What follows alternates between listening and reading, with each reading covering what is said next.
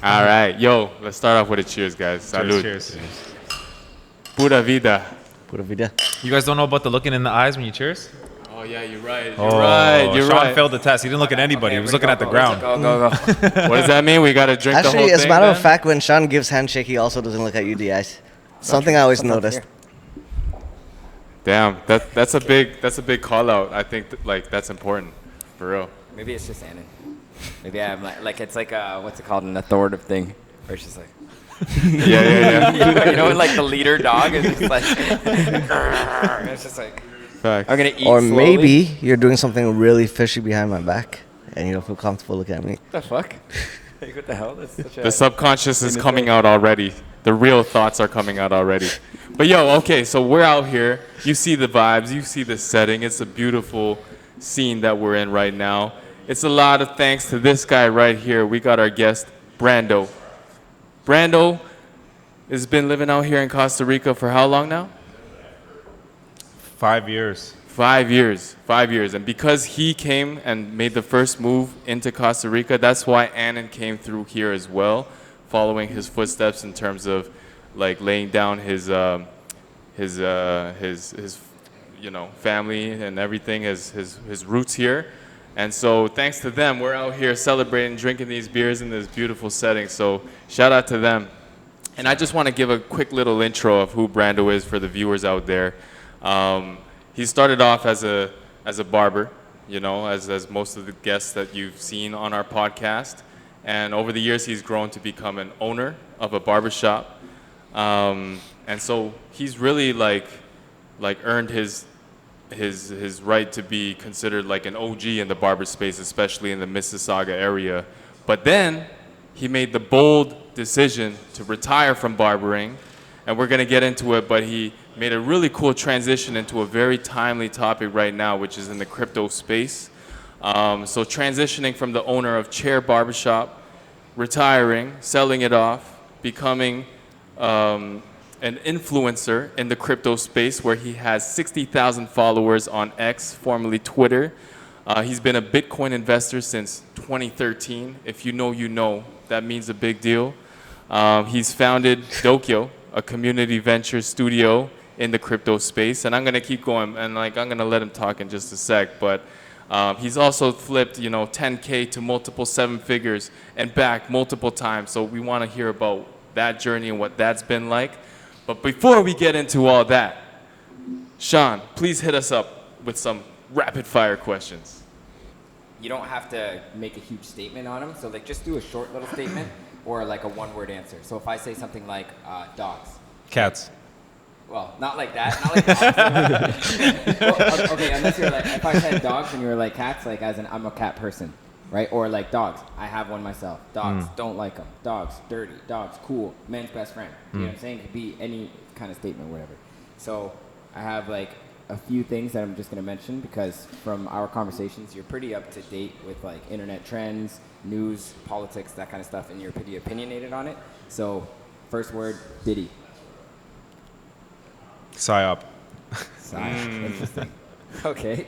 LA fires. PSYOP. Damn. Palestine and Israel. A sad thing. Absolutely. Putin. PSYOP. Trudeau. Can I be real when it comes to politics? Yeah. I don't give a fuck. Yeah. At all. Good. Like I'm talking like I barely watch the news. Yeah. I care enough to know that I don't know anything at all.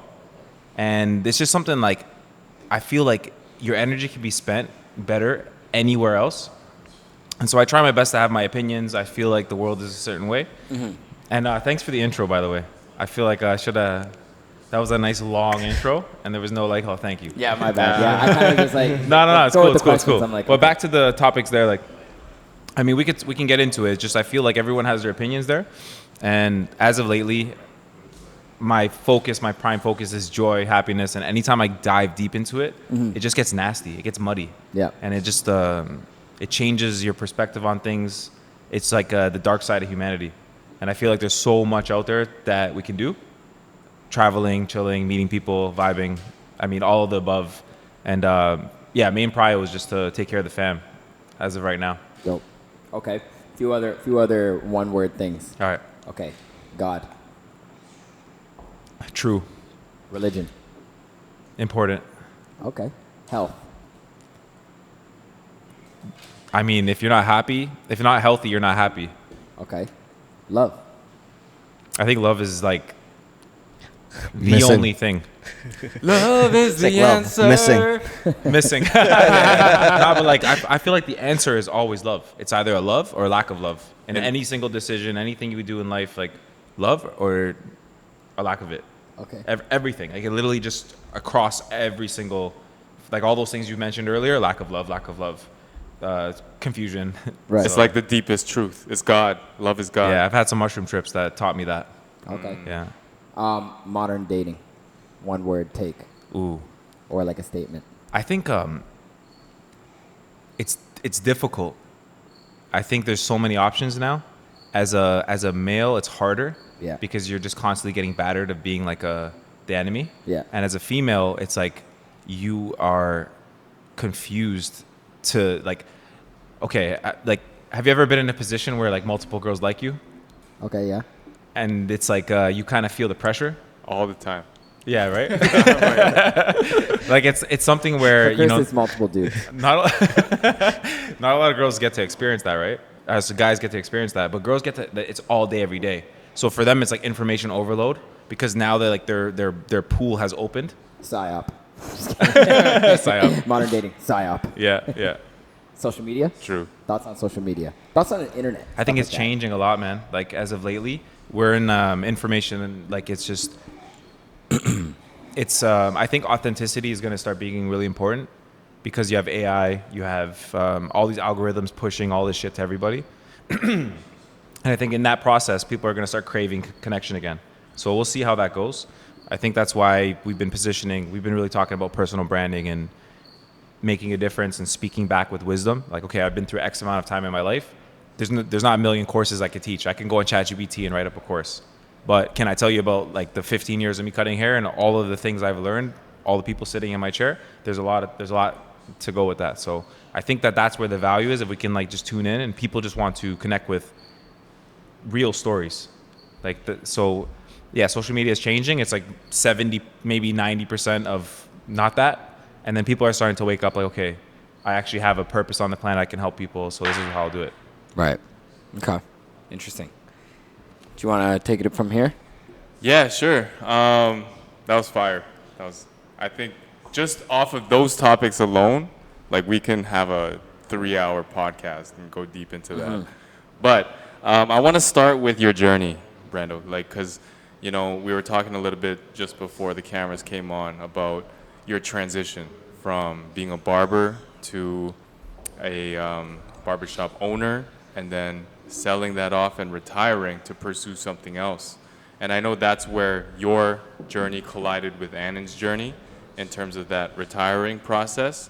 So can you take us a bit through of your mindset and like the journey? Or in many ways too, introduce yourself as like I know he did an introduction, but what would be your like commercial? Yeah. Who is Brando? Yeah. I ask myself that all the time. Honestly, The it's, non-mushroom one. not enough, you know, like it's I've been writing a lot of like my goals, my aspirations and all that, but I would say, you know, someone like lifelong learning. And previous to this, it was like, okay, I have to work, I have to get to the specific goal, and it was non-existent. It's just like be as successful as possible, period. And so for the barbering side, I would say it's like that was about a decade and a half of my life, like 14 years old, cutting hair in high school. Back then it was different. You don't have YouTube, you don't have all these things. Fast forward to becoming an owner, and then just like in that process, I was just continually just doing what the next progressive thing was without ever really thinking about what I'm doing. So it's like, okay, this happened, cool, I want to cut hair, then the next thing, then the next thing. So now I'm privileged enough to be able to think about these things like, what is it? But that transition, that middle period was very interesting. You know, like you go through a lot of things like, okay, I have all of these people depending on me. You know, like it was like 15 years, that's like 300, 400, 500 people that are reoccurring in my chair. And if I go on vacation for a week, you guys know, you're barbers, you understand. You feel like obliged to these guys and people in your life. So that switch was interesting. Like coming here, I went for like a 3 to 4 month period where I didn't know what to do with myself because my value to who I was completely based off of how much money I earned. So like if I cut hair, I get X amount of money per haircut, X amount of money per haircut. And so you're in this like, okay, I made this per week, this per month, this per year, right? And then you get to like, okay, I have to beat myself from last year. And so you're constantly like valuing you against you. And like, it's normal. No, don't look at this guy, don't look at that guy, because it doesn't matter. But like when it comes to looking at yourself, like that's normal. That's like kind of push like, yeah, you should bet on yourself and value yourself. So when I stopped doing that and completely not making money per I didn't know what to do with myself, man. Like I was so confused. I started thinking like I could be a photographer. I could be like a analyst and start reading charts. My eyes were bloodshot staring at the screen. I had to fill my time with something. Something was wrong. I was running like or distracting myself from something. So anyways, that's a long ass answer, but ultimately collecting crypto for haircuts in 2013, 2014, people thought we were crazy, man. We were in the barbershop and everyone's like, I love these coins, man. I think like I would get paid in these. And it's like, you guys are crazy. Like you're crazy. When you say you guys, who are you referring to like specifically? me and a couple of my friends that like would come to the barbershop and like we felt like we were part of the future. Like, you know, we would have these wallets, these computers. You had to like download the wallet to your computer. Like it was a completely different world than it is Bitcoin now. today is 6 figures, 100K USD. Yeah. How much was it in 2013? Oh, I don't even know, man. Probably like, it probably ranged between like a few $100s. Like 20, I remember originally seeing it was like crazy. 2011, 2012. And it was a couple $100. And it went through its own multiple cycles. For sure. How many Bitcoins did you have once it hit 100K? That's a big question. I'll say Okay. yeah. Like you don't want to give a figure, a dollar figure? Yeah, it says- we can't be pocket watchers with Brandon. That's cool. Let's just say it's let's just say like in that I just feel period. like what the audience like loves like No, on some 100%. I wanna know too. iced coffee podcast. Yeah, type so shit. I could share some. So when I first originally started my Twitter journey, right? My goal was like, okay, like I've learned a lot in the process of what I'm doing. I can start a Twitter and I can just teach my plays to people. Mm-hmm. So I would just literally just be like, yo guys, I think this is a good play and this is why. I wrote my little thesis down of why I thought it would be a good play. People would like learn from what I'm saying. Some people would say, okay, I'm gonna do what you're doing too. That's a big ass There's bug. a big ass cricket. Yeah. Inside? Should we get it? That's the one that's making noise. Yeah. Oh, You is gotta that, body is him. that motherfucker? You got to body Should we him. get it? Yeah. Not all at once, everybody. Someone's Should got to we get get this it? bug. You should hold it on camera, bro. I love how our bodies were like I'll get up. Who was scared of bugs again? Oh, it was Yi. I'm not scared of them, but it did catch my attention. We'll play the clip where somebody put it on my back, and I'm like, oh. The reason I brought up your journey and transition from barber to what you're doing now in the crypto space, like, I could only imagine at the time someone like Annan approaching you and, you know, trying to make that conversation happen in terms of acquiring your barbershop. What did you think of Brandon what did you, Brandon, think of Annan when you first met him? Okay, so fun fact. I met Annan. We were shared in college. The first year the campus came out was in Square One. Yep. So we actually had a group. You know, when you're like a group. We were in the same class, right? Same class, yep. Yeah, we had same major. Same major, and then so we had a group. It was like him and his girl, and then I was with a girl as well, and we had a group like session, and we literally had an assignment together. So that's when I met him, and then he that was the moment he was like, oh, okay, barbering isn't so bad, because I would treat it like a real business. I would walk around with my business cards, walk up to people with, hey man, looks like you have a pretty dope haircut. If your barber's ever out of town, here's a card. So it's like constantly selling. And so fast forward, he became a barber. And then as I was starting to sell my shop, I knew that he had multiple locations. And I was like, okay, why don't you come by? This is a span of like years. We're by the talking way. like Yeah. 10 years plus 10 years span, after. yeah. So he became a barber, and then I knew him, but I didn't really know him, right? And then, You know what's even crazier? We went to the same high school. oh yeah. We went to the same high Which school. high school was that? Because you've been Same. at like fucking Yeah, Annan's been kicked out Dude, of this every guy, high school. bro, this guy was not in school. Like, there's no way. I went to St. Joe's. Annan tells everybody we went to the same high school. Yeah. No, I was only there for like 3 months. Okay. True. Okay. So then you saw that he owned multiple barbershops, and you're having a conversation with him. Actually, no. Take it back to back to Sheridan. Like, what were your first thoughts on Annan? How did you guys click right away? Were you guys like cool? Did you guys become friends? Did you guys keep in touch, or was it more of like, oh, just a guy from college? Just a guy from college. And you know what's crazy is like, because it was like he was already occupied with someone and I was already occupied with someone, we were just like two people like, hey, you two are free, we're free. Let's just do this thing together. Right. So it wasn't like, oh, cool. Like we haven't. I don't think we spoke for like 10 years after that. Really? Oh, interesting. Yeah. No way. Yeah. Yeah. But we were cool. Like we just finished the assignment. I think we did good on it. Like I feel like I did fine. Interesting. Yeah. Yeah. Who was the The team lead, the Yeah. carry. The girls did all the work. Okay, you guys were just the. From what I remember, it was a long time ago, man. Yeah. Yeah, for real. True. Okay, so then fast forward 10 years when you met him again. Who initiated that, and what was the result of that newly developed relationship? Yeah, so I reached out because I was in Costa Rica for the 2019 break from life. And when I got back, I was like, a forced barbershop closed. And when you say break from life, like that's, what do you mean by that? The jab. Yeah. He means he was playing Warzone every day. The Okay. jab, bro. Just being, Yeah. like, You were in a dark place? no, it was just like the whole world was shut down at the whole same world time. shut down. Was that Business- 2019? 2018. 29 No. 2019, That was 2020. 2020, bro. Yeah. That was 2020. 2019, Yeah. 2020. 29. Yeah. One of those years. It's blurry, Was it man. 2020? It was 2020. 2020. It's February. Oh, Yeah. shit. Yeah. But there was another lockdown the year before. No, I think a year after. Or Okay, so something. 2020 and 2021. Yeah, yeah, Okay, yeah. so yeah, I got the years off. But 2020, got back to, and then I hit him up and I'm like, come by the barbershop. I want to talk to you over a few things. So he comes through and I had it all kind of packaged out. Like, look, here's the barbers. Like, I'm done with this like life. I've made my decision. You know, I'm just not. I started counting down how many haircuts I had per day. I mean, when you're 15 years in something, it's I don't know what it was, but I knew it wasn't this. So I was like, I'll figure it out as I go. So I hit him up and I'm like, come through. Here's everything. Here's the whole situation.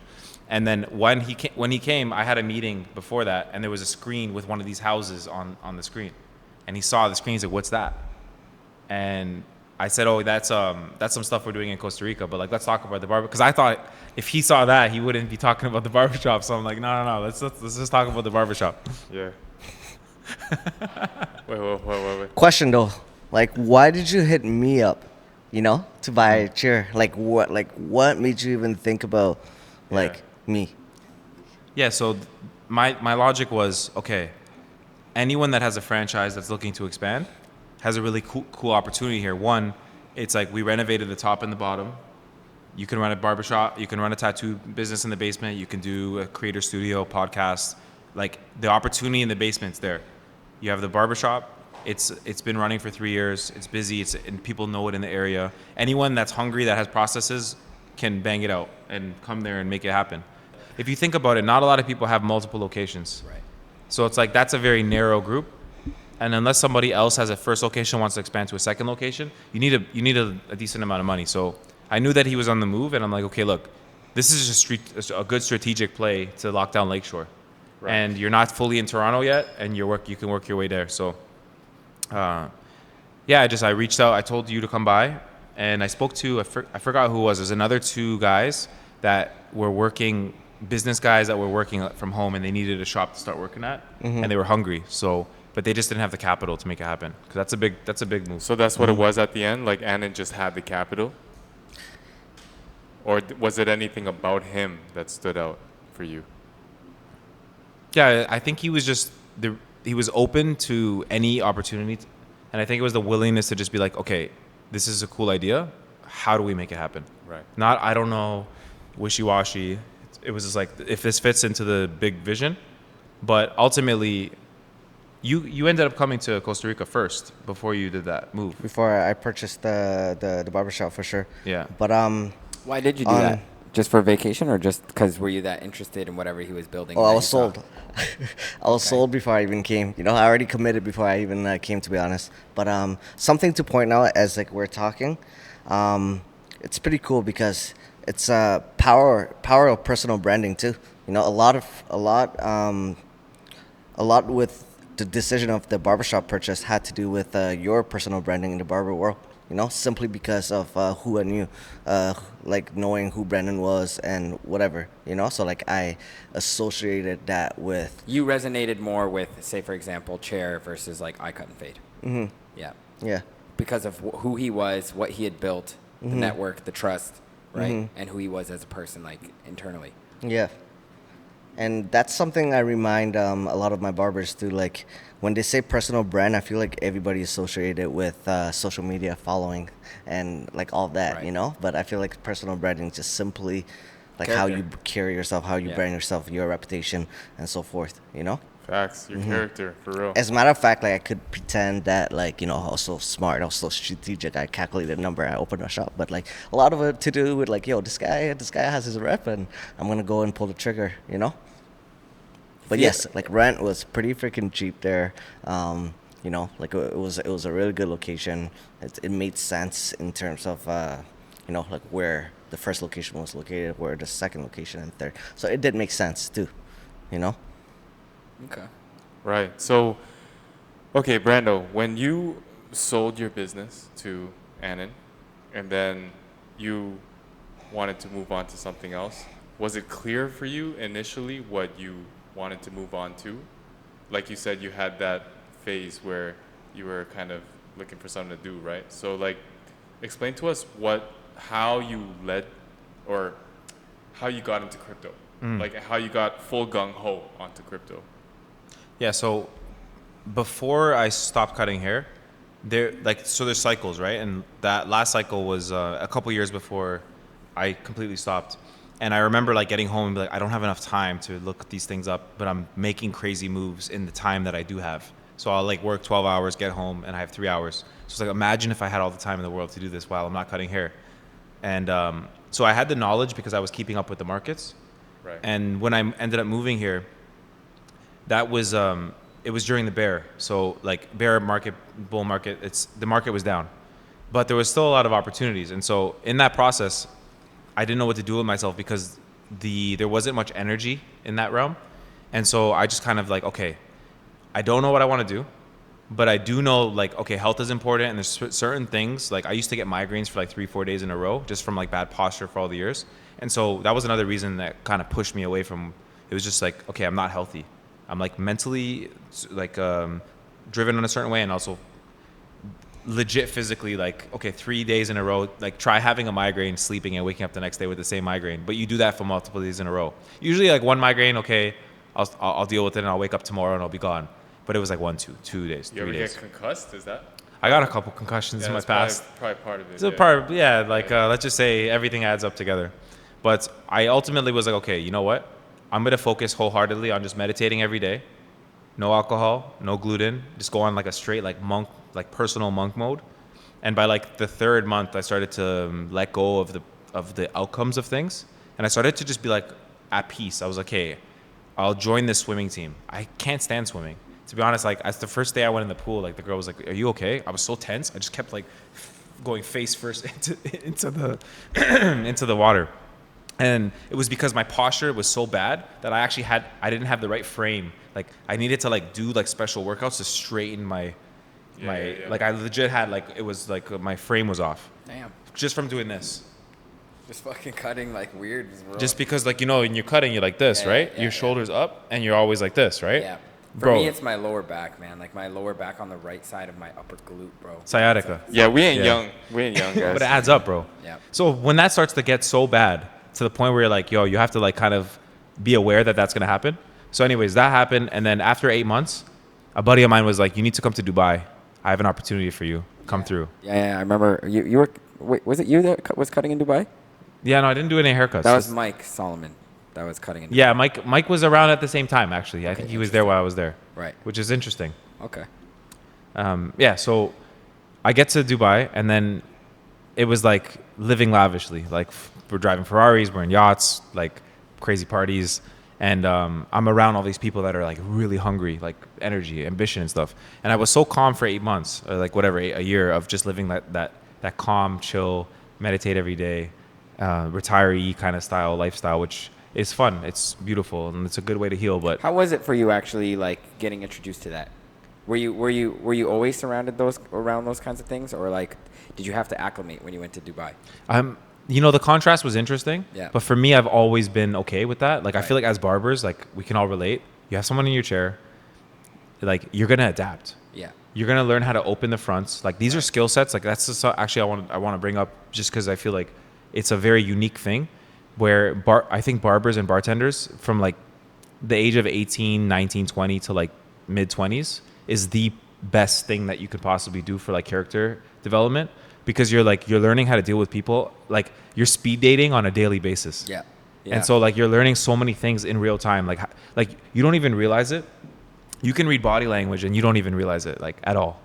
Like, you can see someone's face and, like, just from the haircuts, like, oh, you like this, you like that. Like, you don't, like, there's so I many feel like micro. some people can do that. I feel like not every barber can do that, but like the good, like If you're It's attentive. part of the skill set part required. of this. Yeah, know? if you're a good barber, you're a Yes. good barber and you Yes. built a reputation for yourself, Yeah. you 100% have those skill A sets. networker. The ones that do the successful barbers Yeah. for sure have that skill, but there's a bunch of other barbers who are not like that either. Or like when you're running late, right? And you could just kind of feel how anxious the next client is, Yeah. right? If he's waiting, if he's chill, if he's like sitting too chill, like, okay, it's not that bad, right? But if he's like sitting in a certain way, like, okay, fuck, I'm really late, you know? Right. Right. Yeah. True. So you're in Dubai. You're with a bunch of people, power of proximity, and from there you were saying. So I get back after that trip. I ended up extending there because it was just like they needed me for a few things. Right. So I get back and Wait, were you with Nino? Money with Nino? yeah. Yeah. I think I remember when you were posting that because he's doing Forex up there, right? Yeah, he was doing some like Yeah. and like a program and stuff. he was doing some programs and Yeah. some other things, but ultimately, like, being in that circle, like, I got introduced to some people that were in Dubai that it made me realize, like, the ambition is still alive. Like, I still have a fire, and I'm like, what am I doing? I'm like, I'm not even 30 yet. I'm like at this age where it's I'm not challenging myself to the like full peak, and it's okay. There's definitely a world that lives where it's like I'm building some crazy shit, but I'm also taking care of my health and my lifestyle. And so when I got back, I said, okay, I'm gonna start a Twitter. And I'm just gonna start helping people for free. I don't know what it's gonna be, but it was weird. It was like this it was like this intuition to start. Was there no preconceived like knowledge of starting a social media and providing value? Now it's like it's all over the place. Like No. social media experts are pushing how to become viral, and not None even of that. just for virality. So this was just like, yo, this is what I got to do. Well, Yeah. especially in the crypto space, Twitter was a big platform for the or for the crypto community. So, like, yeah, I'm curious to know, like, building your audience on Twitter, what was your positioning? Like, did you, as you were learning yourself, you were seeking to educate others? That was your motive? Yeah, so I could share it. So I was there. Okay, I started the account. There's a few people on there that I knew just didn't have the best intentions, and I was like, look, if they can do it, and they're not that clever, like, there's no way that I can't do this. Right. And so I started my account, and I'm like, okay, how do I make a name? I'm like, let me just cut like one of the letters of my name. It's so obvious that maybe no one will make the connection, and no one did. Like, no one. To be real, no one really cares. Because you started it anonymously. I was anonymous, and like in the early days of crypto, everybody was anonymous. If you had a Right. profile picture, there's something wrong with you. It Just was, have an NFT as your profile it was picture. weird. Yeah, everyone had NFTs or like just whatever, like anime pictures and stuff. So I started and I'm like, okay, how do I be different? How can someone see me and be like, I need to follow this person because I want to go on this journey? So I thought, I'm like, you know what? Why don't I do a 1 to 100 challenge? And at the time, I think Solana was like, I don't know, $30-$40. So it was like $40 to $4,000, right? Yeah. Which is a pretty huge 100x, push. yeah. 100x. So we were aiming for 100x, and so I would just share the plays before we went into them. But what was cool is like, it wasn't like I was calling something and cashing off someone. It was like something's launching in a couple days. Let's all go for it at the same time and let's see what happens. This is like minting projects. So I don't want to get too into the like For sure. specifics. So maybe for the audience that's listening, like, pretend I'm 10 years old. Okay. Okay. What do you do in the crypto space, and how do you make a living from it? Yeah, so it's interesting because like in barbering and being a barber that was well known in Canada and whatever else, those skill sets translated perfectly into crypto. And so what I didn't realize was like a lot of these companies that are in crypto right now are very tech dominant, so they actually lack culture. They don't have that like ability to reach out and resonate with masses of people. It's usually just like very specific types of people that are like passionate about tech. But unfortunately, tech is not a main driver when you want to go like mass adoption. And so if you're a big brand and you're going into the space, it's difficult for you to be like, hey, let's okay, we just made this really cool tech product. Let's make it fun and cool.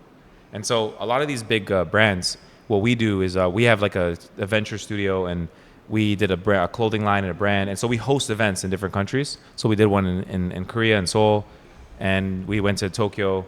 And so we host these pop-up shops, and we introduce the tech through the merchandise, but we make it in a way where it's more of a culture vibe. So we'll have like a bartender, and there'll be a DJ, and we're vibing, and people are learning about the technology, but in a way that's not invasive or like, oh, this is kind of like nerdy. Is it kind of like a not press conference, but like, like a Tony Robbins where he's on the mic and he's like, this is, and it, like it's almost like, you know when Elon Musk like goes on stage? I just picture like the guy coming out like, well, yo, it's marketing. It's marketing. It's taking something and trying to make it understandable, and like you're trying to get the buy-in. All right, thanks. My bad. Yeah, you're trying to get the buy-in of people who aren't aware of either the brand that the crypto coin that you're trying to push, or the crypto space in general. Of course, but when you're hosting the event, right? You've probably got food and alcohol, music and stuff like that. But is somebody actually like hosting a seminar? Yeah, sometimes it depends on the structure. Right. But sometimes it'll be a panel where someone comes out and it's like you can go and you can sign up, and then there's a panel in the other room, and there's like you can go and you can learn, like a workshop. Right. And then the party's still kind of going on. So it's like, hey guys, at 12 o'clock, 12 to 12:30, this person's going to be speaking about this. Right. And so now that there's events all around the world for this. There's actually one coming to Toronto in I got to double check. I think it's in May. Specifically with Tokyo? No, this is specifically in the crypto space. And so for us, we can go rent a venue and then add our events to the list of all the events. And so there's a lot of these companies that are all doing this at the same time, and everyone does something different. And so like I found my niche where it's like, okay, I'm not the most technical savvy. I don't write code. I don't understand these things. Mm-hmm. But I do understand impact, and I do understand, okay, like this idea can do this, and then it can turn into that. So my edge is like, okay, I know that like this, I can connect this person to this person, and I know that that guy and that guy are going to make magic together. Right. They're looking for each other. They just don't realize it.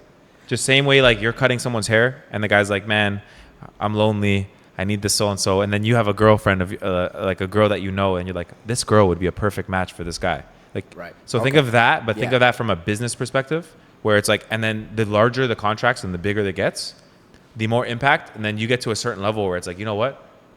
You're at the level of ambassador. Like, we want you to represent. Same way like L'Oreal would pick a couple barbers, like someone similar to like Miles that has millions of subscribers. Right. Yeah, and he's like their spokesperson, right? Yeah. So he's bringing people in to use their product. Interesting. So think of it like that, but from a tech side. So it's like. So would you consider yourself a freelancer? Yeah, I would say like I work within the space, right. And because I've been in the space for so long, the same way I have credibility when I was barbering, it's the same here because I've earned my reps by accumulating like so many people to believe in what to see like what my opinions are and believe in them and look up to me. Right. And so by doing that, these larger companies are like, hey, look, you're a proxy. We know that we can bet on you because one, you have an audience. Two, you have reach to all these other ecosystems so you're going to save us a lot of time and energy. So we'll bet on you. Right. That's so interesting because I think what you're doing is you're providing a service or a solution for a pain point in the crypto space. And that pain point is what you alluded to earlier, which is the fact that, the crypto space in general, it's dominated by a certain type of profile, like the crypto bros. They're very tech heavy. They might lean to the side of being red pill. They're not really socializing. And their mental health is probably like crazy because you see the ups and downs of crypto, right? So like, first of all, I want to know how you've managed to handle the stress that comes with the ups and downs, the huge swings in the crypto space, and just comment on the mental health in general. I think it's really good to use analogies to help people understand. So like, do you guys probably remember your first heartbreak, right? Absolutely. and it changed who you are. Like it's one of those things where it's like you're going through like so many different emotions that you can read about it all you want, but you have to genuinely like feel through them, if that makes sense. Some people you learn, sometimes you just like mask it and you just keep dating until like some people will never figure it out. Some people, it's all different. Yeah. So in the crypto space, it's the same thing, except you're not getting heartbroken. You're getting your whole hope of life smashed in. Okay, so like let's say for example, you make $10,000, which is very like it's like the first. You want to get to 5 figures. That's like the first goal. Then once you get to 5 figures, you want to get to 6 figures, and then there's literally terms for this. It's like 6-figure hell. So because you want to get to $1 million. Once you hit $1 million, you're in 7-figure hell because you want to hit 8 million, 10 million. You want to get to 8 figures, and then like there's legit like people that are in the millions of profits that are extremely unhappy because of the nature of the business. Like everyone's sharing they fake their P&Ls, like they'll fake how much money they made, screenshot it because they want people to join their groups so then they can listen to their calls so they can make money off these people. So it's a very like non-regulated, a lot of shit's going on all at the same time. Very grifty. It's a money business and you don't have to show your face. So you have two things and it's not regulated. Right. So like you're in a very strange, like if they try to regulate it, but I mean it's crypto. It's borderless, it's permissionless, there's shit everywhere, right? Right. So back to your point of the first time I lost a lot, like I was greedy and I held on to something that I knew I shouldn't have, and I watched all the profits that I made in such a short period go down in the same actually, AMC, GameStop. like think about GameStop, but like on steroids, like on like Godzilla superpower, eat a mushroom Mario kind of shit. Okay, so like when I saw that happen, it was like because it goes like green, green, green, red. Green, green, green, red, green, red, green, red, like for like months, right? And then eventually the party ends and it's like musical chairs and then all the chairs get pulled at the same time and it's like red, red, red. And you're like, oh, I've seen this before. It's going to go green a few days. Red, red, red, red, red, red. To the point where like you don't know what to do with yourself. It's like you can lose enough to like change your whole life. And I think that process teaches you and hardens you and then you get better. Okay, if you don't quit, chances are anyone that's lived through multiple cycles is doing very well, because it's like the same way if you don't quit on your heartbreak, you're going to date another person and you're going to learn more things that you understand, and then you're going to break up and figure things out, and then over the period of you trying, you're going to figure it out. But if you're like, yo, I'm never going to talk to anyone ever again, I'm done, this is it, like it's going to be very difficult for you to figure it out. Right. So people that say fuck crypto is all a scam, it's equivalent to a guy being like, I don't need a girl ever in my life without ever having interacted with a girl, right? Yeah, it's a lesson you learn. It's just an avenue to figure out who you are, Right. And make a lot of money and also lose a lot of money. Yeah. And the only sure way to fail is to quit. So then I'm sure that came with crazy stress, the ups and downs, especially the first few swings. And it's reminiscent in the crypto community in whole, as far as what I understand, what I read about.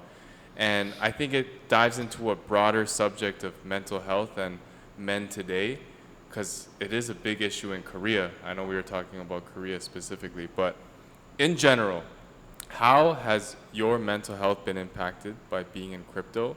And how does that relate, in your opinion, to the state of mental health for young men around the world?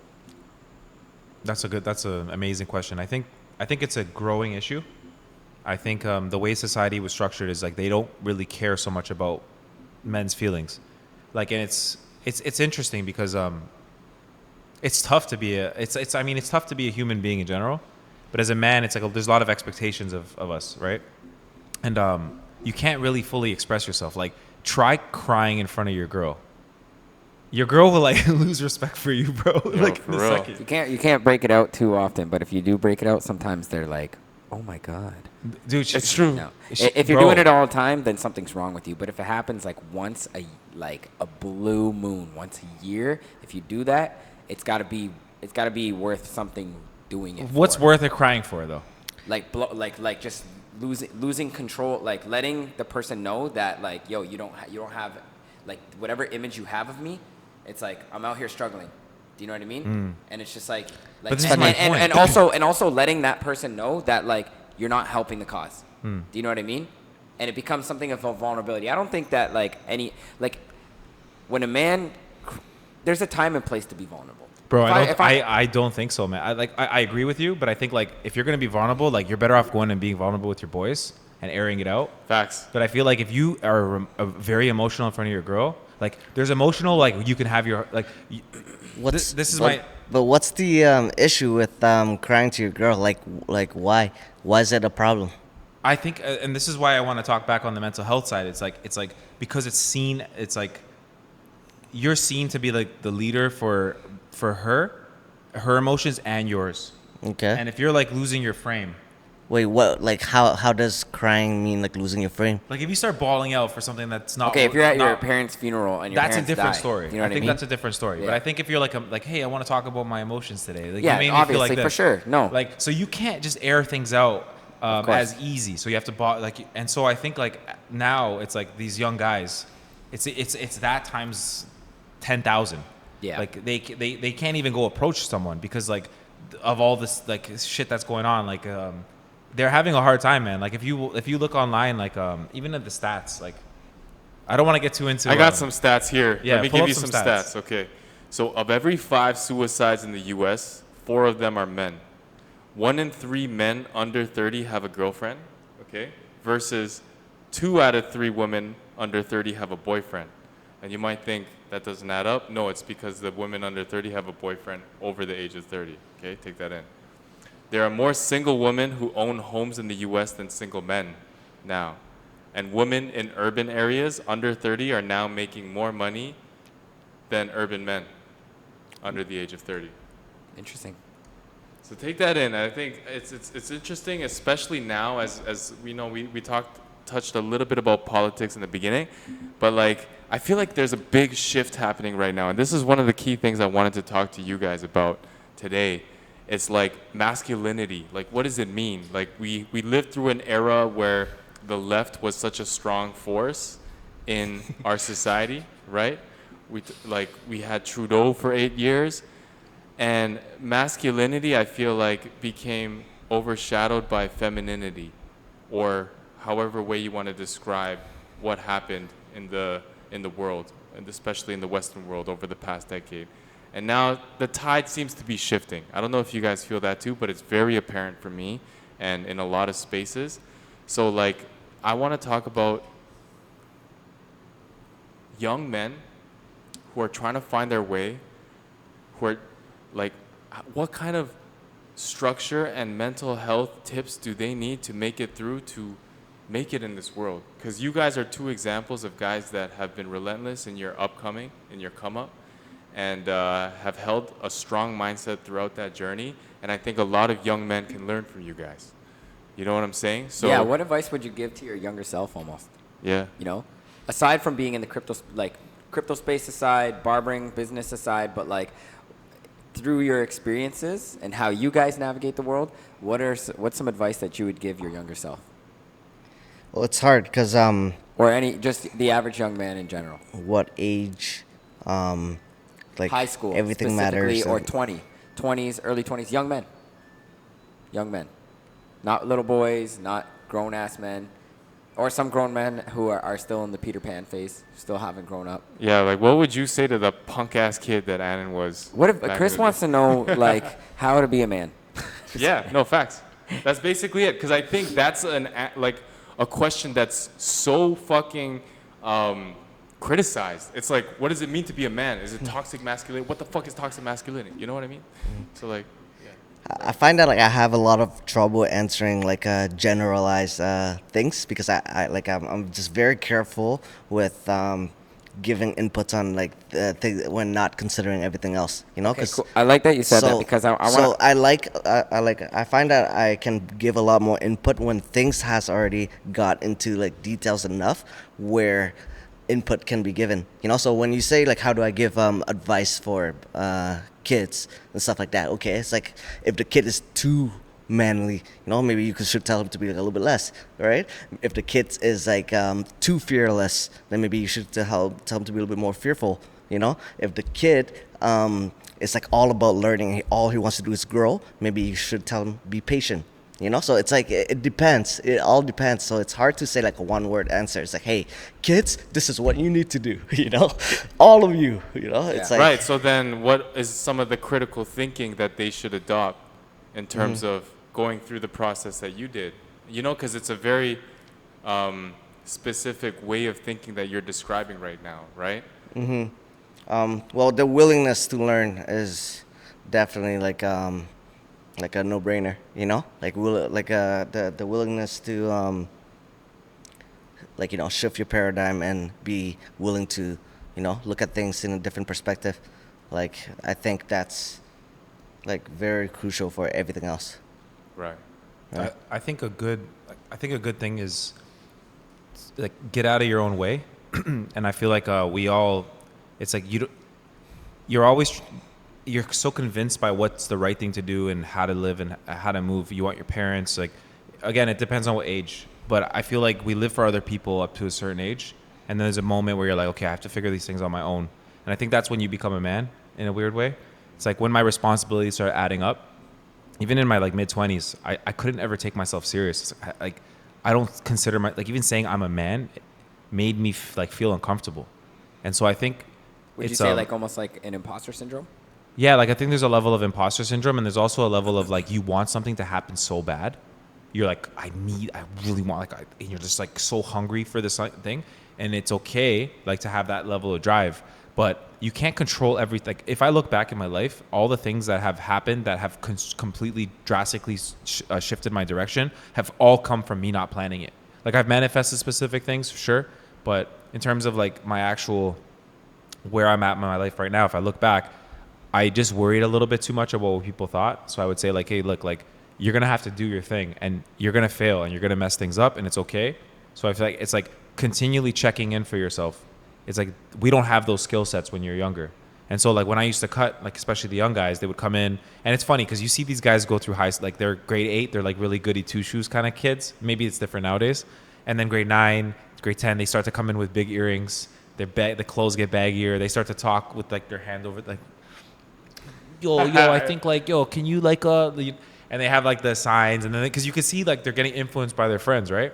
And then like they have like an identity crisis. And in that moment, it's like you can see who's gonna like kind of figure it out. Yeah. So I think it's like there's just specific principles to live by. Like if you're gonna say you're gonna do something, do it. Go through, see things through. Like these are specific things that no matter what, at whatever age, even nowadays, like you meet someone, it's like, and I honestly, I always tell people, make sure you acknowledge everybody. You walk in a barbershop, walk with your head high, give props to everybody. Like don't be shy. Like the world is like it's what you make of it. And if you're gonna walk in and like you're like, oh, I don't know, people are thinking like, what do you expect? Versus walking in and being like, hey, like I've always been like that. Like most of my life, I've walked in and like, okay, this is the room. I'm here. So I actually wanted to mention something from our LA trip. I learned a lot from you guys in that LA trip, even though I was just sitting at the fucking wall. It's like, yo, come to LA, bro. I'll pay for your trip, and fucking I'll put you on. And like I sat there and I didn't know what to do because I didn't assign my own extracurricular shit. It was barbering, and then that's it. Do you know what I mean? I had all these dreams, I had all these hopes, but like that's why when you look at somebody and it's like, bro, what do you mean you don't have anything to do? You could be working on like your dream body right now. You could be trying to plan how you're going to get your dream body. How are you going to get that house? How are you going to make it into, how are you going to create the steps, right?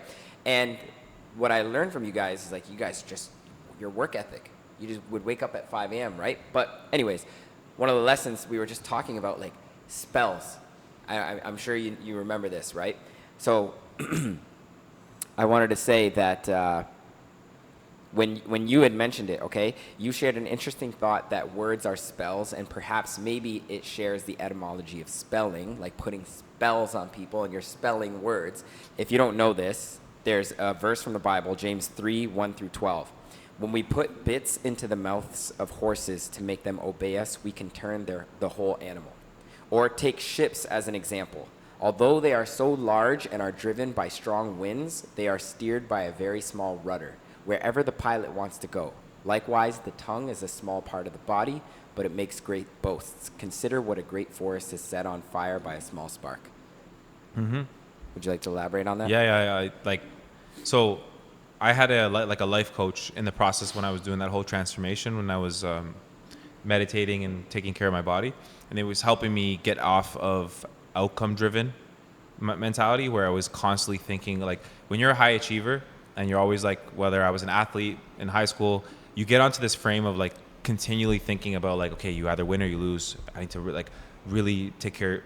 And then once you get to like, there's a few documentaries on this where like you hit a gold medal and then you finally, or like when people like they hit the Super Bowl and they win and they become depressed after, because it's like that was the North Star, the finishing touch, and it's like it's so you really want to get to that point, and it's like that drive is gone. But in that process, I was learning learning how to like fall in love with just the process of things, and then also I would say like words are spells. So should, would, could, those should like those technically.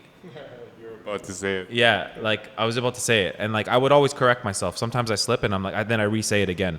So I've been training myself to not say those words anymore, because, like for example, one of them is when you're talking to someone, it's like, oh, I never had the time for that. Right. It's like, no, Yeah. you just aren't making it a priority. You have all the time in the world. It just doesn't matter to you. So when someone's like, I don't have the time, it's like, well, it's not a priority. And I'll correct. I should stop doing this, but I'll say it. And they're like, well, no, no, it's like if you really wanted to do it, you would do it. You need to stop telling yourself these lies. And then they have like that aha moment, right? Yeah. Hormozy calls it I statements. Yeah, and then need. I think need is a really big one too, and want. Like I need this. It's like you're putting so much emphasis on like importance of that thing being needed, that you constantly are gonna keep needing it, versus just being like, oh, that would be really cool. That's awesome. I'm working towards this, and so like you're in a state of I don't want to get too like into this like.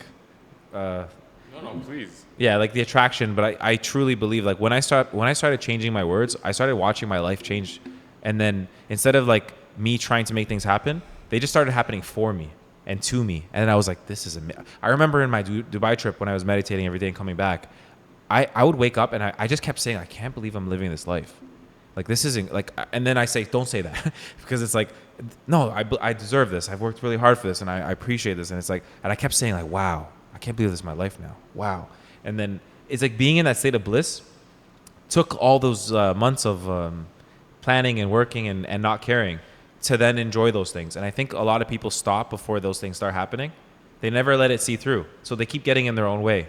And that's what I meant. It's like you can really want something. Like you can really like, okay, I'm going to really think this is what I like. Like, and another thing too, which is interesting about the spells thing, is like, have you really just sat down and wrote down what you want? Like, do you actually know what you want? Like, have you like sat there and felt like what it feels like to know what you want? Like, is it having like 1 million subscribers for your podcast and you have a studio and like if people are coming in? What does that feel like? What does that look like? Like, what's your day to day? You wake up, do you have a personal stylist? Are they styling you? Are they like, it's like, what is that even like? And then it's like, how about like your love life? How about these, like all these specific things? A lot of people, if you ask them what do they want, they like, and like, what do they desire? Crazy. They have zero clue. Yeah. Like, oh, I want money. I want to travel. Where? Yeah. Whenever I say where, Specifics. they don't know what the fuck. Yes. They're so confused. They're like, yeah, I would probably just go like, where? Like, what would you do? Like, how long would you go for? Right. Because it's like, it's going to end eventually. You're going to travel for, how long are you going to travel for? Right. Or I want to sip a margarita on the beach. You ever hear that? I want to retire and sip a margarita. How many margaritas are you going to have? You know how many margaritas we've had in Costa Rica here? Bro, it gets old, man. Like, what are you going to do? Sit there and just sip and drink your margarita? And then what? It's funny because one of the coolest lessons that I learned from a reel was in like 2024 was like, you know, if I ask you to solve 1 + 1 in your head, right? You could do it, right? If I say what's 2 + 2, and it probably doesn't know, but it's funny because I think you were like almost uncertain when you said 5. it. You're like 4, 5. 4. But anyways, you can do simple math in your head, right? 2 + 2, 1 + 1, right? But if I asked you to do long multiplication, if I asked you to do what's 156.25 times 24.8? I get it. Yeah. What do you need to do? You need to do it at least on a piece of paper, right? Piece of paper and pen. People are out there trying to figure out their life in their head. Yeah. Imagine that. They're trying to figure out what they want in life. Like, oh man, what do I want in life? It's like, bro, you can't even solve fucking long multiplication. And It's it's like, way more complex to It's figure way more out. complex, Yeah. man. It's like you're not like you gotta write it down, right? So yo, and in what ways what Brando was talking about of getting in your own way, and what Sean is saying about like really bringing intention and goal mapping and planning your life, how big of a difference has that made in your life? It allows you to be a lot more clear and working towards your direction a lot more. You know, as a matter of fact, I think that's actually one of my biggest strength. You know, I think I'm just extremely organized. You know, but by being organized, I have a lot more clarity. You know, maybe not clarity to the extent of like, you know, analyzing my childhood, analyzing like you know what's my purpose in life in that way, but more like very clear on, you know, having a objective, right? Where I am, how do I get there? What are my next steps, right?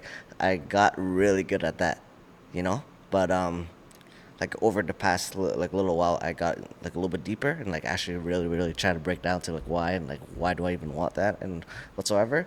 That's like a new journey I'm in. But prior to that, yeah, like being organized and being clear with your objectives, break down your objectives, break down where you are, like analyze where you're at, right?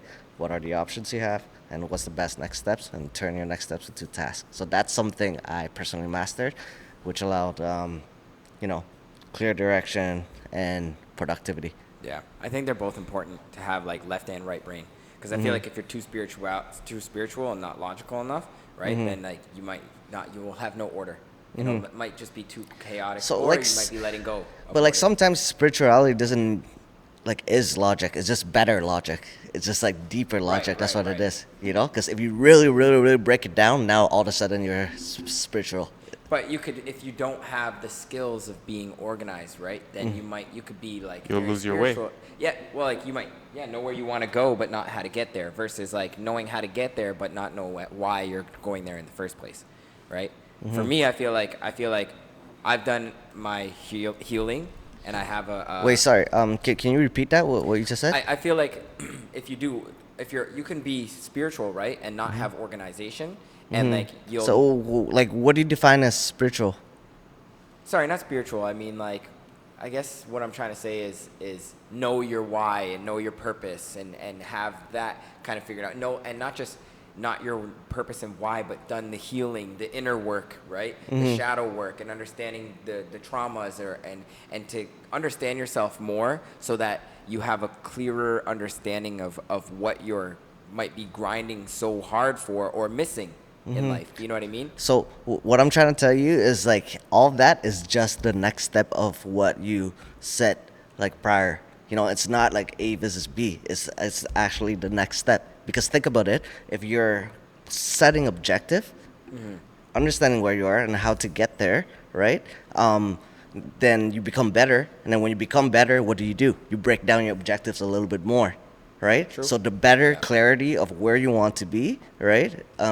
The better clarity of where you are, the better next steps you create. Guys, You know what I mean? get what Sean but is it saying can though. be A I and B get because you could have all that but not have the skill sets to Exactly. break all that down. I get exactly what Sean is saying because you have the foundational work ethic that now as you delve into your spiritual journey, you're able to apply the learnings of your spiritual journey into the foundational frame that you've built for yourself, which is a very organized, logical type of mindset. Right. But So, there's but tons what of he's people. saying- I would say I there's think I more- understand what you're saying yeah, too, there's- but like I guess it's not like a spiritual or not spiritual. It's more so like I execute. Yes. Right, I deliver. So a lot of people can be so clear on what they want and stuff like that, so clear on where they are, but they don't take the steps.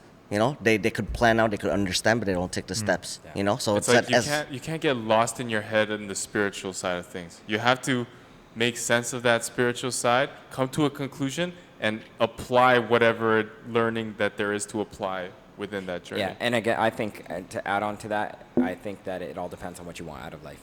Do you know what I mean? So like one of the biggest contrasts that I've witnessed in Annan's life is after getting my hair cut from him like 10 years ago versus talking to him this week is this spiritual side of him. And I feel like these guys are taking mad shrooms here in Costa Rica. So like for real, environment in general plays such a big factor in your mental health, in your productivity, etc., right? So one of the key defining traits about you guys is the fact that you made the decision to move here to Costa Rica. So like, how do I get deeper? Like, obviously, there's reasons why you chose to move here to Costa Rica, but I guess what I want to know is how has that changed your life in terms of making that decision? Either one of you, anybody. Well, Well, you moved here before you even got into that. mhm. You were just saying that you're only now just getting into that part of yourself, Getting into what? like exploring your sexuality and stuff. No, but like Well, more like, more it's- recently, you were kind of like figuring out like why you do the things that you do, and like Mm-hmm. you're purely objective, and now you're discovering that. So I don't know if it applies if Costa Rica was the reason for it in the first place. You know? Maybe. Sometimes it takes time, right? Sometimes like you're here and you're here for a year, you're here for 2 years, and maybe it has nothing to do with Costa Rica. I want to understand. Yeah. Go. Okay, so I think your environment plays a big role in it, and the thing is when you're just going away for like a week or two, it's not enough time to be completely immersed. What I noticed is, and it was tough as a barber because you can't leave for longer than 3 weeks to a month because you have people that are very reliant on you, like from week to week. Or so for me, when I go on a week trip, there's no way it's enough time to break the mental thinking of the routine patterns that I already have. So for me, like my sweet spot usually it was like after a couple months, especially I went to Asia, I was in Japan, and after a few months, then you start to really like immerse yourself in the culture, and then you start to like almost pick up on like small little gestures and little things, and like it's like your body, like you're doing it whether you're conscious or not. And I think when you're here, the lifestyle here, like there's different sides of Costa Rica. We are in the more, like Affluent. very, very calm, chill, surfer culture types of vibes here, right? And so by nature, it's hot here all the time. The sun comes out a little earlier. It's the same time all the time. So it sets around 6, and like you're tired around 8, 9 o'clock. So if you're not like just like playing video games or like constantly adrenaline filled, your body just starts going with circadian rhythm because you're getting sun, you're getting ocean, you're getting the things that like we're technically deprived of when we're in Toronto. You don't get to go in the ocean too often back home. You don't get the sun because sometimes it's like it'll go like a week or two or sometimes longer. And so I think your bodies naturally want to be like with the earth. And so at first it's like a little bit more of a physical thing, and then eventually you start to let go of this like run and gun mentality. When I go back to Toronto, like I'm not tired at 11 o'clock at night. I'm just not tired. I don't know why. 12 o'clock, I can sleep at 1 o'clock easy. If I try to stay up till 1 o'clock here, holy, it is not easy because it's like you're so bombarded with heat and so I think naturally, one is like the health aspect, but then it's also like now that I'm in this environment, I'm getting better sleep. I'm waking up at 6, like naturally. I don't have an alarm clock. I wake up at 5, 6, like just I'm up, and I go brush my teeth. I have my routine, and so I think like when you put yourself in these situations, you're forced to slow down. Like it's almost too slow sometimes. Like I need to go to a city, and like I'm like, hey guys, like there's no like Amazon orders to your house or convenience. But the bright side is like if I'm working all day, these guys hit me up. It's like, let's go for sunset. Let's go chill out for like half an hour. It's like a supercharged break. And so in that process, I've changed myself as well. Like I started to like not be so like rushy, like and hoping like outcomes can be a certain way. And so that would start to like change the way I think about things. If I think about something and I want it to happen right away, when you're in Toronto, you're like, yo, hustle culture. It's like, yo, we need to do this, we need to do that. We don't have enough time. It's like, it feels like you're running out of time. It's like, and here it moves like a little. nighttime right away. That's the worst anxiety. part, too, for me. It's just there's an anxious feeling because everybody is trying to do and trying to get ahead, and you're getting squeezed from all sides. You're getting squeezed from the groceries. You're getting squeezed from like your rent and your bills and the way you have to live. You have a pressure that constantly happens. So it's like once you get out of that and you figure out how do you get like you can have the privilege to be able to decide on how to live. Like I'm not saying that this you just leave everything you do, but it's really nice to have the option to do it if you want to. And I think that's where like you then get the confidence to be like, oh, I can choose where I want to live, how I want to live. That like adding the responsibility aspect. If you want to raise kids and you want to be a family man and have your stuff in order, it's like, okay, I can do this. And I'm in a calm enough state where I can now like think clearly. And I'm not saying you can't do it. It's just a little bit harder to do it. You have to almost like map out and like block out blocks of time to not be distracted when you're back home because so much is going on all the time. Here, it's like it just naturally happens. You almost have to block times to like lock in. And it's really clear, but to your question, like I'm still trying to figure out, what's this like big difference that every time I go there, like I feel so anxious, and that like when I go back here, right, like you're just different. So like I'm still trying to learn, right, so that every time I go back I don't feel as shit, so Yo, there is an anxious energy in Toronto. Like even living It's in very Montreal, clear. the difference between Montreal and Toronto is very obvious. And it's not only coming from me, like talk to a lot of people that has moved there, they could relate, but like I still don't know the exact thing, but I think it's like a little bit of everything, Yo, As- I gotta pee. You guys want to continue? I'll be right back. Yeah. As- Go ahead. As simple as like like the road signs, how things are structured on the streets, like there's so many straight lines you have to follow in a certain way, like it works your brain. Back right? home or here? Back home. Okay, right.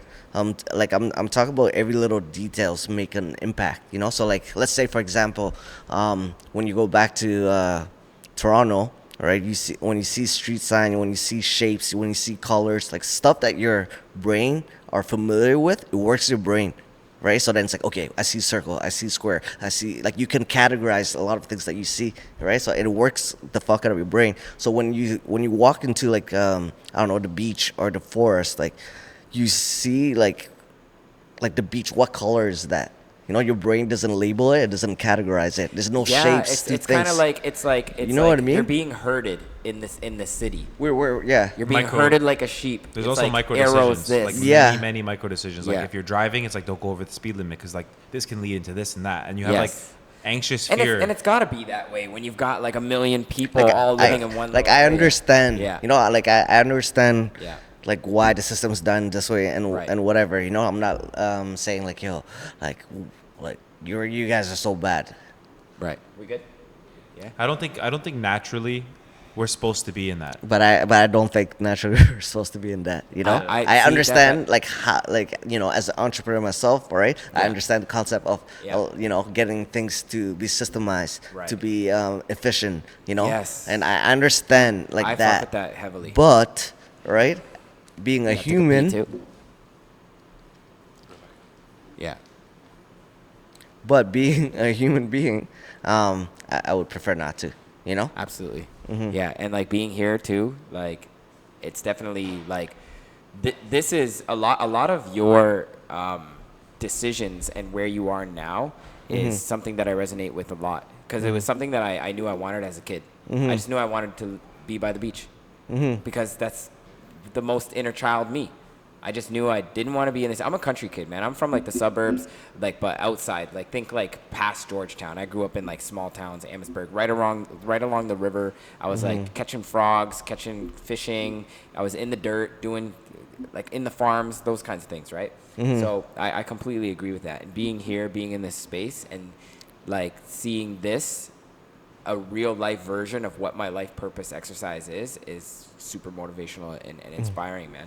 Yeah, like going back to you saying like, yo, there's signs here, there's signs there.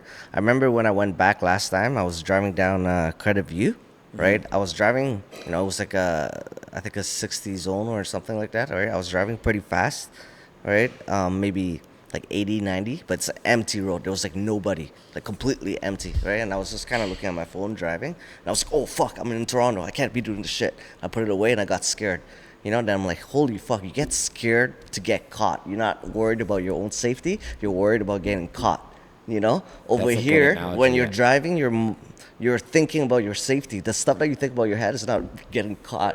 You think about like, yo, how do I make sure I drive safe? Oh yeah, especially You know? when there's like no lights and like random speed bumps and like, Exactly. You're allowed to think for Potholes. yourself. Yeah. And then like That's big. I think, just yeah. and like even like stop signs like like the midnight there's like stop sign in the intersection, right? And there's no cars, and then you just stop, you look left, right, and drive. Like you look like a fucking idiot. It's like, yo, there's no cars. Like, why are you stopping? Right. Why? You know, it's just because it's the For rule. real, You it's don't like think for yourself. basic liberties, and I think that's such a big like theme and debate in society today. Is like what defines personal liberties, humanity? Like what are our God-given rights in terms of our freedoms and how we should be able to behave? And like Yeah. now that AI and big data is coming in, a lot of that is going to come into question, and especially like you know, challenged as we get into this new decade, as we Yeah. get deeper into the next decade. It gets But deep, bro. It gets into conspiracy. It shit, does. bro. It really It does. gets And into then, like AI is the devil, and like what they want to do is like make us transhuman, Right? and like they want to collect our consciousness and make us immortal and fucking control our souls. yeah, it goes real deep. How deep you want to go is up to you. But like coming to a place like Costa Rica is kind of a way to escape that, is to break free from that. Oh yeah. And I think this kind of place is really, you know, I see the way you guys live, and like Sean said, it really inspires me too. Because I'm, you know, prior to coming here, it's like I could never afford that. But being in here, it's like, okay, let me figure out how I can afford this. You know what I'm saying? Absolutely. So it's like a very More difference in objectively mindset. and stuff like that. And and that's the kind of vibe I kind of want to project into the audience. It's like, yo, we're right here. These are two guys from Saga City. Two guys, you know, like that came up with like a lot of these guys, you know, that are looking for answers on how to change their situation. You know what I'm saying? And now that you guys are here and your mindset's different, it seems like you're almost accelerating in terms of your growth, in terms of your mindset, in terms of your sense of responsibility, outlook on life, spirituality, everything, you know? You said something interesting. How can I afford it? Is like I've been in a few sticky situations in the last, like, let's say, decade. I never said I can't afford that. I don't know what I'm like. I never would like. I'm telling you, it's just how do I figure this out? There's a way. There's a way to figure it out. And like that double That's down. a rich on dad, my- poor dad principle, yeah. Yeah, like I truly, and it's like I'm not just saying that to say that because I saw it on like some snippet somewhere. It's like I bet on myself, and it's like, what else is there to do? Like it's your only option, right? It's like double down. You'll figure it out. You'll make it happen, and knowing what you want, right? Now that you've seen this, it's like you can now understand. Okay, this is what it's like. This is what it feels like. This is what it like. This is how heavy the door is. Like you actually can like envision and picture it now from like a whole different level. Facts. And that's what, like, when Annan first came, same situation. He came to our house, he saw it. We went to go look at lots together. Like, we spent the time looking through it, and it was like, what are the steps necessary to make this happen? And he can literally see it, like, oh, okay. How do I figure this out? But you need to know what it is that you're, and that's why it's so nice to, you know, like explore. Like it wasn't easy for him to be like, I'm gonna book a flight for a weekend, stay here to a whole new country, figure this out. It worked. So I think it's just like getting out of your comfort zone a little bit and be like, because we get so comfortable, we're like, oh, I'll do that later. Oh, I'll do that, but I have to finish this first, or I have to like. It's like you see Or sometimes people. it's fear blocking you from making Yeah, big, but that's big the risks. thing. It is the fear, but the fear comes in different ways. It's like you just justify it with different things, and it's like, oh, I have to finish this project I committed myself to. Oh, I'm in school. I have to finish school first. So it's like you constantly are telling yourself these stories, like everything is possible. So whatever you're telling yourself from a story perspective is what you have. Like if you look really deeply right now at your whole life, what you have exactly what you talk about. You have what you talk about and what you want and what you desire. Your life right now, in this exact moment, is everything you've thought about. Is exactly what you want. And if it's like I want a crazy house, but you also thinking about why you don't have that house just as much as why you like. It's like you want it and you need it more than you actually have it. Because if you actually truly just believed you'd have it, you'd be on the way, or you'd already be in the process of getting it. If that makes sense. I know it sounds wild, but it's like you want a supercar, cool. A lot of people do. But it's like it's like in their head, it's like, oh, like I need it so bad. And it's like, so they're or I want it so bad. So because they want it so bad, they have wanting it. Right. Yeah. I know exactly what you're saying. I really love. I've been watching a lot of Hormozy's videos of like fastest way to be a millionaire in 2025 or whatever, right? And like, what I like about him so much is that he just gives you like the clear cut answer. Is that when it comes to what you're talking about, poor people and rich people both want to be rich equally as bad. You know what I mean? Like Elon Musk wants to be where he's at just as much as some crackhead on the streets. That crackhead doesn't want just crack. He can't escape it. He wants to get out of his situation. He wishes he could buy his mother a car if he knew his mom or some shit. I don't know. I don't know about the story of this guy, but the point is the only thing that distincts is the difference between them is their behavior, right? And that's why he touches base on the input versus output. He's like, what is the definition of work? Is it how hard you're doing it? Is it how long you spend time working? Is it how good you are at it? And it's like the answer is it's simply just how much of a result can you get based on the work that you're working for. Do you know what I mean? It has nothing to do with how much time you put, because if you had somebody who does 80-hour shifts at McDonald's, he doesn't make more than somebody who can make $1 million in a minute. I want to add something to that. So, like, as of lately, I've learned a few things, and I guess we continue to learn, and I'll keep learning. It's nothing's fair. There's no such thing as fair. Right. Like, hard effort, hard work, it doesn't match results. Right. Like, it can, but it's like I truly have just seen, it's like some people just, don't you ever wonder, it's like, oh, that person's so lucky. They came in, they felt a good way, they tried something, and it worked for them. Right? It's like why? How? And then to them, it's just like, oh, I'm just having fun. I'm just trying different things. They don't have such an outcome. Like, I need to figure this out. It's usually always the people that are just coming in nonchalantly doing it. Right? Outcome dependency is always like the worst for your psychology. That's what he's talking about. The Yeah, outcome and- dependency. And I think that, like, I've learned that it's like I sometimes get in that pattern, and usually you get in that pattern when you look at other people. Mm-hmm. You're like, okay, like you compare, and then you start to be like, wow, like you're comparing to their outcomes and not yours, and you get on this pattern. And that's why they say it's like envy is or was it? Philosophers. Yeah, I'm not sure, but it's it comes down to, like, if you think about it, it's like whenever you're comparing to other people, you're giving them the energy, and you're feeding like their drive. Comparison and their is a thief of joy. That's what I was looking Yes. for. Yeah, comparison is a thief of joy. Yeah. And it's true. Anytime I compare I'm not gonna lie, like I'm in sometimes in situations where I feel like I'm doing very well in my life and I'm happy with where I'm at, but I have times where I do that too. Of course. And I sit there and I'm like, okay, why do I feel like this? And I just like try to like break it down. And sometimes, like I was in San Francisco at like a billionaire's house, right? And it was a whole different experience, like the way that these guys live. Like, we go to the restaurant, he hands me the menu, and when I'm looking at the menu and I'm like, okay, I'm a guest, I'm not gonna pick like something too crazy. I don't want to be like that. You know what I mean? Someone takes you for dinner, you're not gonna go and order the most expensive thing, right? So I look, I'm like, okay, I'll get this. This looks fine. And he's just like, order everything. And he just like looks at me with the most straightest face ever, and like every single thing was like, like the bill was like 4,000 USD, right? Yeah. It was like some Michelin restaurant. Okay. To the point where we ordered everything comes, the chef comes out. They just live on a different level. It's just, it doesn't matter, right? Right. Can you drive? Yeah. Throws me a pair of keys for like a Lambo, like, yeah, just take this. Like, we need you to follow us.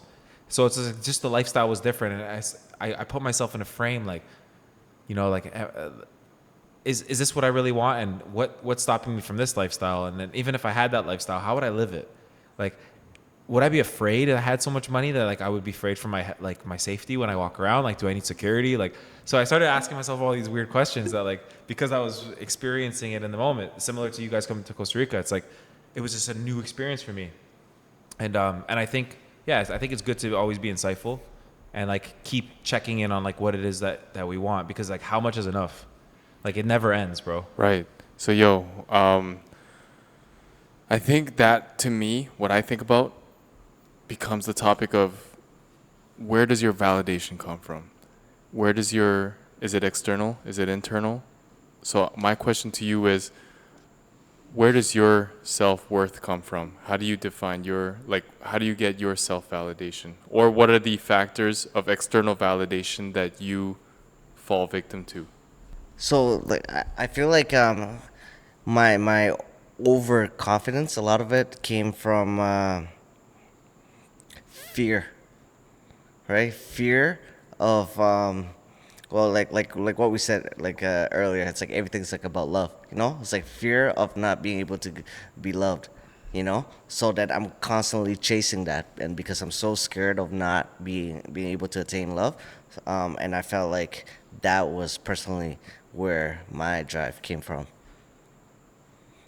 In my situation, my drive was like I always thought if I get old and I look back and if I like would regret the life that I'm living and not doing certain things, that would drive me like all the time.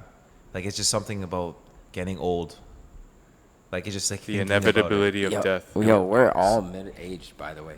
Hmm? The average person dies at. Nah, the average nah. man dies at 70. Nah, I think you're using averages of like today's time. In U.S. actually. Like, bro, we have Not if girl- you're eating the fresh ass vegetables and fruits that these guys are eating every single day. It is true. We're but, also like, making some serious technological advances. Like I We think are, we're we gonna are, we live are. till like past 100, our whole generation. But that's that's apparently what most people think. Most people think that we're gonna live to 100, but the stats in the U.S. is like 1 in 100,000 people. Well, bro, live till 100. if you're eating Cheerios for breakfast every day Yeah. and like you're eating Oreos and you're a vegan, like good luck, yeah. Like you're like they can't like reverse the harm that you cause to yourself. But I think like when you're specifically healthy and you're going through it, they have all sorts of new things now where it's like you can slow down genetic aging. Like you can slow the process down a little bit. For sure, for I'm not sure. saying like you're gonna like live forever. Yeah. But I do think that our generation will probably live like I think we're probably gonna up maybe 10 years as an average. Like it'll probably be like 80 to 90. For I think our generation will actually probably have the most benefit, and I think post us, I don't know if it's gonna become like a only the rich get it. 'Cause, Yeah. Like I don't know how the they world's gonna change. eventually they want to make everything cheaper. Would you guys agree that like some of it is like that attributes this passion for you to go after what it is that you want, whatever validation of some sort? Like for me, a lot of it is just like I want to see if I can. I want to test myself. You know what I mean? That's the same reason why I hopped in the ring. I wanted to see who I was, who I truly was.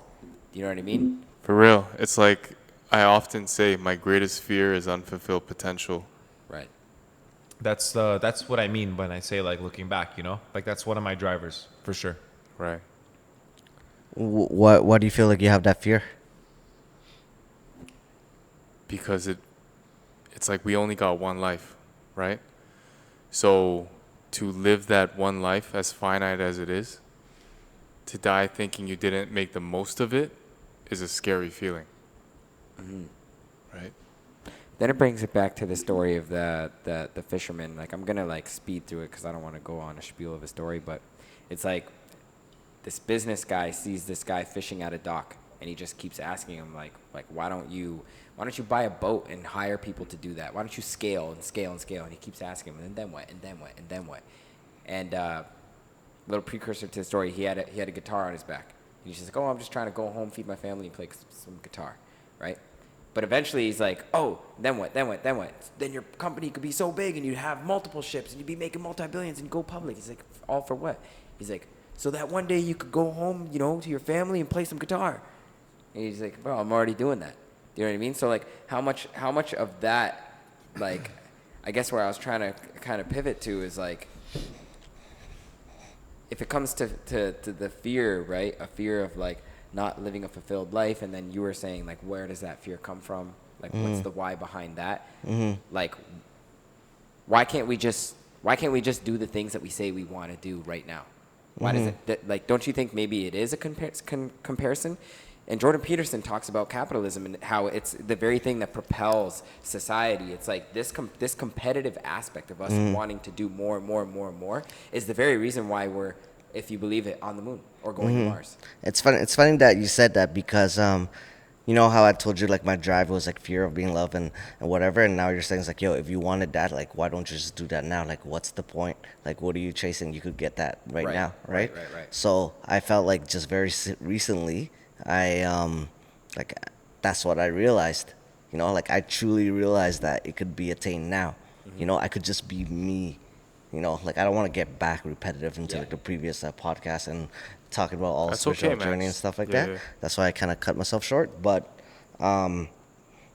like with that recognition of like, yo, you could get the love that you want now, right? It's like what's up now? You know, like I Yeah. am like a little like, okay, so what's my drive now? My whole life, the drive, right, was to get that love, and, And- from and I- the You know what? I was gonna Go say, ahead. I think what we were touching base on yesterday's podcast or the whatever the last podcast was that it was more so on a realization that the love out there already exists. Is that you can't force it from somebody that won't be able to see the love anyways. So it's like an abundance mentality versus a scarcity mentality. You're chasing after things that like you should be trying to attract. You know what I mean? And the chase means like I need to do this in order to receive love from that person, and then this, and then this. Where when there's somebody out there that loves you for who you are. You know what I think? If you can finally relieve yourself from external love as being your validation source, if you can get past that, then that is equivalent. It's synonymous to getting rid of your ego, right? It's- and when it's you very get close. when you get rid of your ego, then it becomes like what we were talking about earlier, like God's purpose, or however way you define God, just something bigger than yourself, Yeah. right? Have you guys ever spoken to your inner child? Have you ever done that? Yeah, a Yeah. mushroom trip. On a mushroom trip. Oh yeah, okay. tell us about Have that. you? Have that's you ever? that's how I found love. You know. Interesting. Yeah. So self-soothing, like for me, when we can touch base on your mushroom trip too. That's But okay. you know, sometimes when I'll be lonely at night, or sometimes I'm like, you know, frustrated, or I'm just confused, or maybe, you know, and like I will literally say to myself, as gay as it sounds, right? It's just like, it's all right, little buddy. I got you. I love you, man. It's just me and you, bro. Like I'll have that little like dialogue inside my head. You know what I mean? As he hugs his pillow. Yeah, as I hug my pillow. You should Straight get up. you should get a pillow of your face, like another version of That's you, a like a little kid fucking- version of you. Who the fuck? Hey, I could do that for you. Well, Well, people would fucking come to my house and be like, yo, who's this kid? Why do you have a kid on your pillow? Why are you hugging it? It's like, oh, that's me. It's like, Drew. Why are these stains on it? But it does help. Like when you realize that you don't need anybody else's validation but your own, and like, you know, then Yo, for real. Yo, go ahead.